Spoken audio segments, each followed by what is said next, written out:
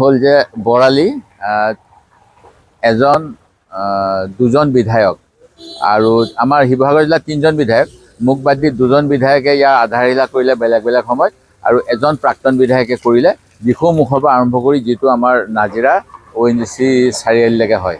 কিন্তু কামৰ গতি অতি লেহেমীয়া হোৱাৰ বাবে আমাৰ নাজিৰা অংশটো যথেষ্ট ৰাইজৰ দুৰ্যোগ হৈছে। যোৱাকালি ইয়াতে 10খনমান ট্ৰাক আবদ্ধ হৈ গ'ল।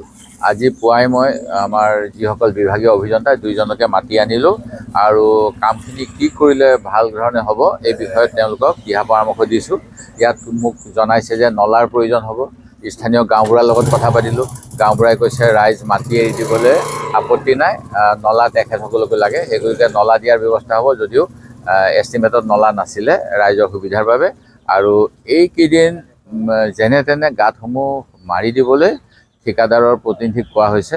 মই আশা কৰিছোঁ তেওঁলোকে ৰাইজৰ কথাটো চিন্তা কৰিব আৰু যাতায়াতৰ সুচল ব্যৱস্থা কৰিব। অন্যহাতেদি ইয়াৰ কাষতে আছে আমাৰ দিখৌৰ মথাউৰিৰ গৰখীয়া দল। এইফালেদি ডাঙৰ গাড়ী যাব নোৱাৰে, সৰু গাড়ীও যাব নোৱাৰে, কিন্তু কিছুমান ট্ৰাক সেইফালেদি গৈ আছে।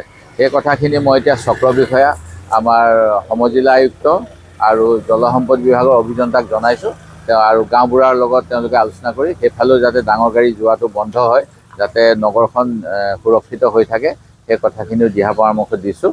আৰু মই আশা ৰাখিছোঁ যে এই অসুবিধাটো বিভাগীয় অভিযন্তা, বিভাগীয় ঠিকাদাৰ আৰু অন্য কেতবোৰ কাৰণত যথেষ্ট পলম হৈছে, এতিয়া ক্ষীপ্ৰভাৱে হ'ব।